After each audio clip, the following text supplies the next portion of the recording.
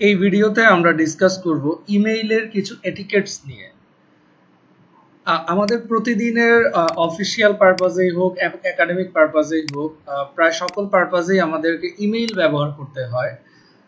কাজের প্রয়োজন অনুযায়ী আমরা অনেকে জিমেইল ইউজ করি, অনেকে ইয়াহু ইউজ করি, অনেকে বা হটমেইল, আউটলুক, মানে বিভিন্ন প্ল্যাটফর্ম আমরা ইউজ করি। বাট আলটিমেটলি আমরা যাই ব্যবহার করি না কেন, একটা ইমেইল পাঠাতে গেলে বা একটা ইমেইলের কিছু প্রসিডিওর আছে, কিছু এটিকেটস আছে যেগুলো হচ্ছে প্রপারলি মেইনটেইন করতে হয়। আজকে আমরা আলোচনা করব ইমেইলের কিছু এটিকেটস নিয়ে, যেগুলো হচ্ছে আমাদেরকে প্রফেশনালি মেইনটেইন করতে হবে। প্রথমেই আমরা আসি টুতে। যখন আমরা কাউকে মেইল পাঠাই, মেইল পাঠানোর সময় আমরা হচ্ছে যাকে পাঠাই তাকে আমরা সাধারণত টুতে রাখি। সেখানে আরো দুটো অপশন আছে, একটা হচ্ছে সিসি এবং আরেকটা হচ্ছে বিসিসি। সিসি মানে হচ্ছে কার্বন কপি এবং বিসিসি মানে হচ্ছে blind carbon copy.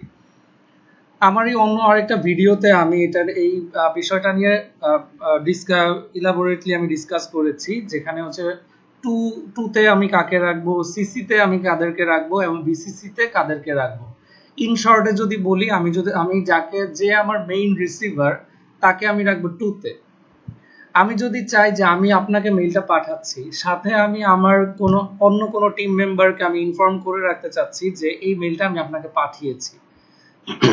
Suppose as a team leader, as a team manager, আমাদের একটা মিটিং হবে আগামী পরশুদিন। এই মিটিংটার জন্য আমি এখন একটা মেইল পাঠাবো। তো মেইল পাঠাতে হবে আমাকে 10 জনকে। তো আমার যেহেতু 10 জনই হচ্ছে আমার রিসিভার, আমি তাদের 10 জনকেই যদি আমি টুতে রাখি, সেই ক্ষেত্রে আমার যে টিম লিড আছেন, আমি চাচ্ছি আমার টিম লিডও যেন ইনফর্ম থাকে যে এই মেইলটা আমি পাঠিয়েছি। তাহলে আমি আমার টিম লিডকে আমি সিসিতে রাখতে পারি। তো আর বিসিসি যেটা হচ্ছে ব্লাইন্ড কার্বন কপি, এটা হচ্ছে এমন একটা এখানে আমি এমন একজনকে রাখবো যাকে আমি রেখেছি, আমি চাই না আমার মেইলের অন্য কেউ জানুক যে আমি এই পার্সনটাকে রেখেছি। সাপোজ আমি হচ্ছে কোম্পানির সিও যিনি আছেন বা সিইও যিনি আছেন, তাকে যদি বিসিসিতে রেখে দেই মিটিং এর মেইলটাতে, তাহলে হচ্ছে এই মেইলের অন্য মেম্বার যারা আছেন তারা কেউই জানতে পারবে না এখানে যে বিসিসিতে আমাদের কোম্পানির সিইও বা সিও উনি আছেন। তো এই পারপাসটাতে হচ্ছে যখন আমি একটু গোপনীয়ভাবে আমি কাউকে ইনফর্ম করতে চাই, সেই ক্ষেত্রে হচ্ছে বিসিসিটা ইউজ করা হয়।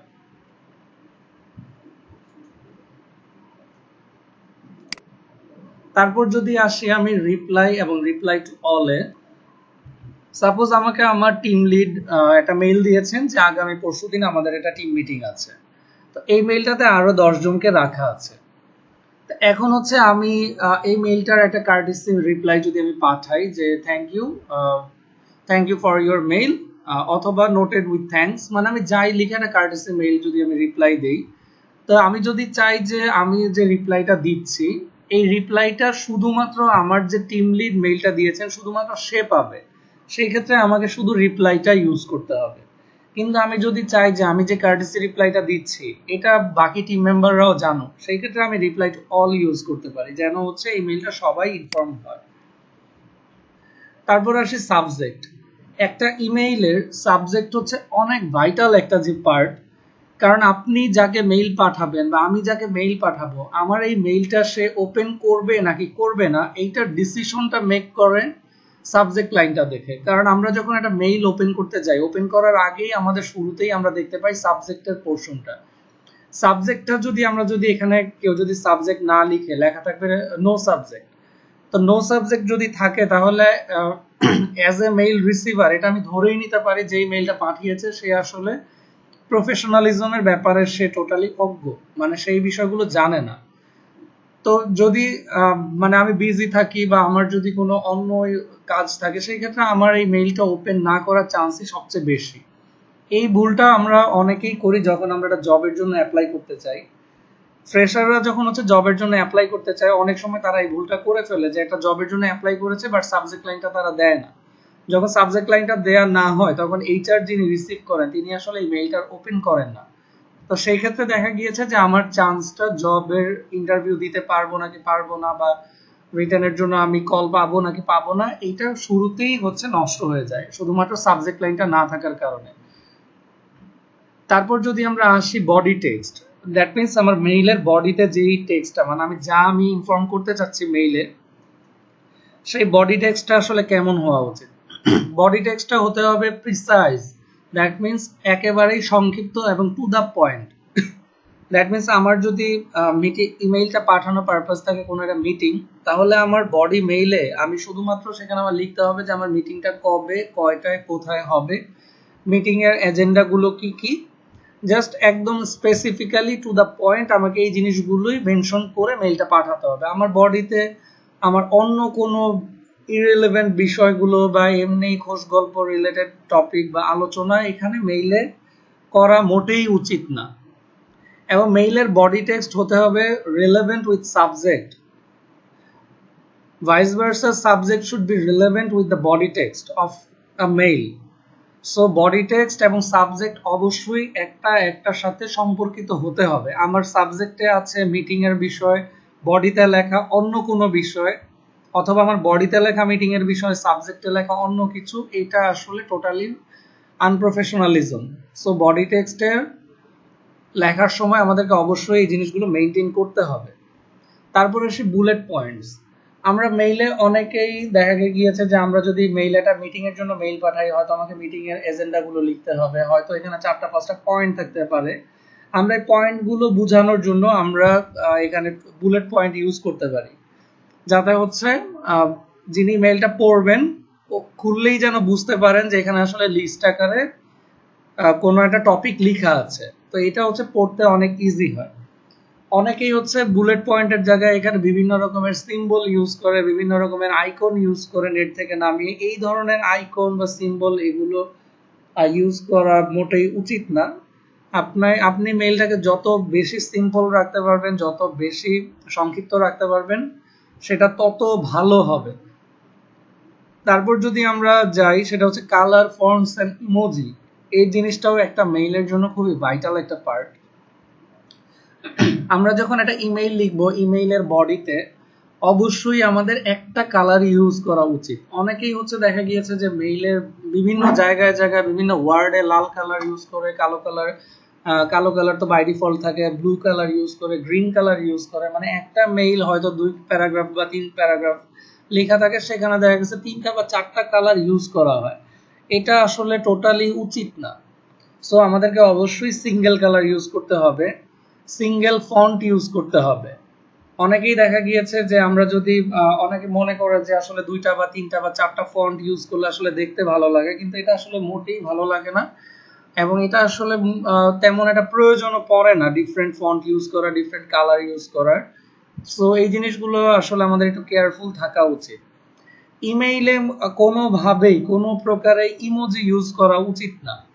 আপনি প্রফেশনাল পারপাসে যখনই কাউকে আপনি মেইল পাঠাবেন, কোনো একটা প্রফেশনাল রিজনে, কোনোভাবেই উচিত না সেখানে ইমোজি ইউজ করা, যেটা আমরা ফেসবুক মেসেঞ্জারে রেগুলার ইউজ করি।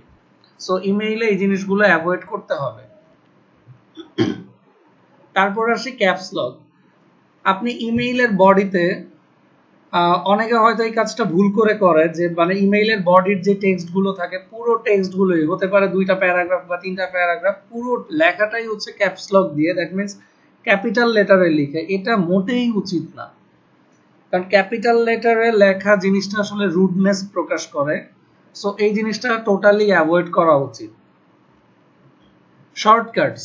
আমরা ফেসবুক মেসেঞ্জার বা ফেসবুকে আমরা স্ট্যাটাস দেওয়ার সময় বা ডিসকাস করার জন্য বা এমনি গল্প করার জন্য আমরা প্রায়ই হচ্ছে শর্টকাট ইউজ করি। যেমন ইউ কে লিখি শুধুমাত্র ইউ, ওয়াই ও ইউ না লিখে আমরা লিখি ইউ।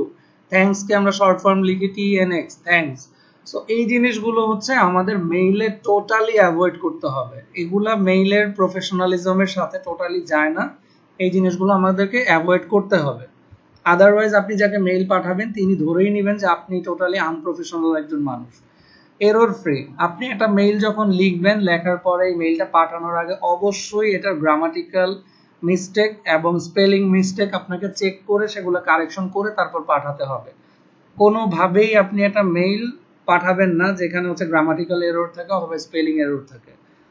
আমাদের কম্পিউটারে এখন আমরা অনেক ধরনের এক্সটেনশন ইউজ করতে পারি, লাইক গ্রামারলি। এই এক্সটেনশনগুলো আমাদেরকে এররগুলো ধরতে অনেক হেল্প করে। তো আপনারা যদি ইংলিশে কারো দুর্বলতা থেকে থাকে আপনারা এই এক্সটেনশনগুলো ইউজ করতে পারেন। সেই ক্ষেত্রে আপনি 100% error free, spelling mistake free একটা মেইল আপনি পাঠাতে পারেন, যেটা আপনার ইমপ্রেশনকে অনেক বাড়িয়ে দিবে।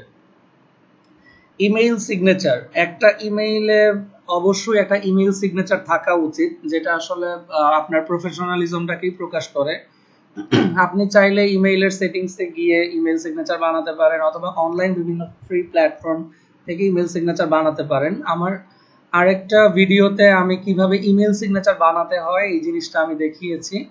তো আপনি যদি সেই টিউটোরিয়ালটাও দেখেন, কিভাবে একটা ইমেইল সিগনেচার অ্যাড করতে হয়, বানাতে হয়, এটার একদম ক্লিয়ার আইডিয়া এবং ক্লিয়ার প্রসেসটা আপনি জেনে যাবেন। ভ্যাকেশন রেসপন্ডার, সাপোজ আপনি এখন 5 দিনের জন্য কক্সবাজারে ঘুরতে যাবেন, বা আপনি সিঙ্গাপুর বা থাইল্যান্ডে আপনি ভ্যাকেশনে যাবেন। তো এই 5 দিন তো আপনার কাছে আপনার কলিগরা বা আপনার ক্লায়েন্টরা বা আপনার বিভিন্ন সাপ্লায়ার বা ভেন্ডরসরা আপনাকে হয়তো মেইল করবে বিভিন্ন কোনো কিছু কোয়েরি নিয়ে। কিন্তু তারা যদি ইনফর্ম না থাকে যে আপনি ভ্যাকেশনে গিয়েছেন, সেক্ষেত্রে এখানে একটা মিসকমিউনিকেশন হতে পারে, একটা টেনশন গ্রো করতে পারে যে আপনাকে মেইল দিয়েছে বা 3 দিন হয়ে গেল আপনি কোনো রেসপন্স করতেছেন না।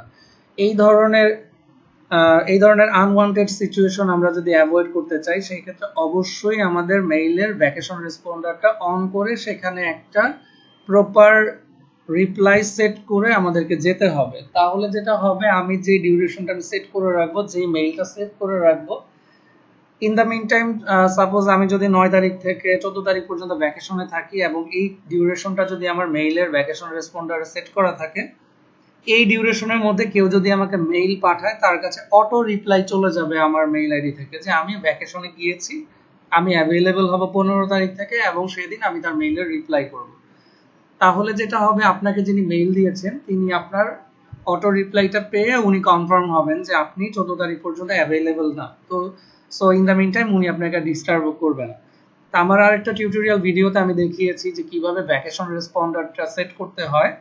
সো আপনারা যদি ওই টিউটোরিয়ালটা দেখেন, তাহলে হচ্ছে আপনারা একটা ক্লিয়ার আইডিয়া পেয়ে যাবেন যে কিভাবে আসলে ভ্যাকেশন রেসপন্ডারটা সেট করতে হবে।